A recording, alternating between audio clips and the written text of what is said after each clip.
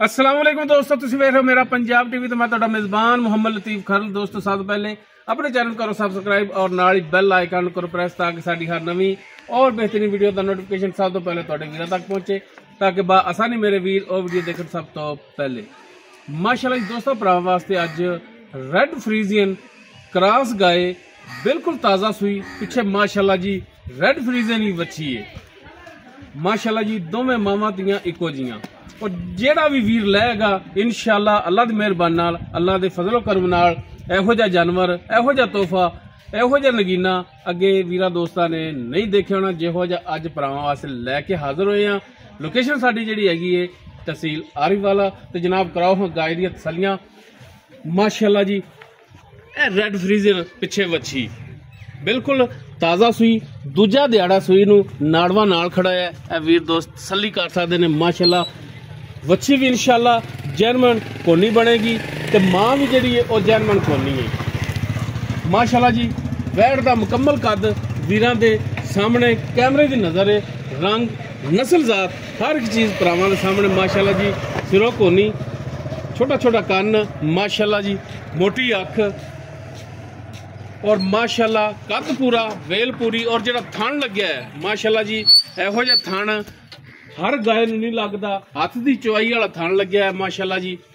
और वीडियो जिहड़ी असीं बना रहे हैं सुबह चोई है गालबन टाइम मेरा ख्याल है कि 11:30 का या 12 का टाइम होवेगा। हाली टाइम भी इहदा नहीं होया, किसे ना कोई खड़ लाया है ना कोई टाइम दे विच ठल्ली हुई है, हाली चुवाई का टाइम भी नहीं होया ते मालक कहते ने कि जनाब चुवाई के टाइम ते पंडा ला लेंदी मशका ला लेंदी। माड़ा छड़ के तौर पर दिखाया जी माशाअल्लाह जी। सर्दी पै रही है, नवाई धवाई नहीं तो इहो जिहा जानवर अई अखां दे विच वजदा है। लो जी माशाअल्लाह जी, तुरन फिर वीरा दोस्तां दे सामने कैमरे की नज़र बिल्कुल 16 ने हर टाइम तुरन फिर लो जी भाई।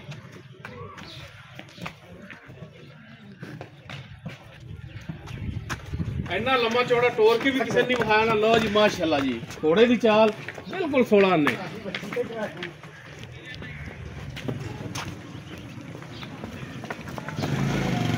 बाकी इसकी डिटेल वो लांगे मालकां तो कि जनाब किरमा वारा सूई है, किन्ना को बोड़ा इन्हें दिता है, अज दूजा दिहाड़ा इन सूई नूं है।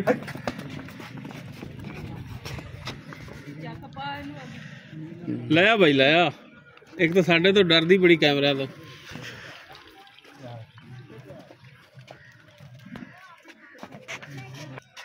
मैं साइड पे हो जाना, एक तो यार मेरे तो डरदी पता नहीं मैं जैकेट पाई।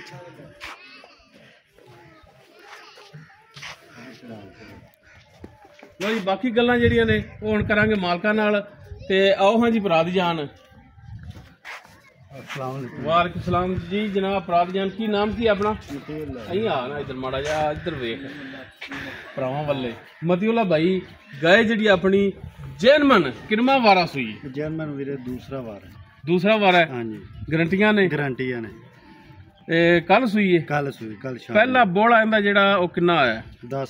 10 किलो है। हाँ जी। उस तो बाद आज सुबह चोई जेड़ी तुसीं ओ किन्ना होया?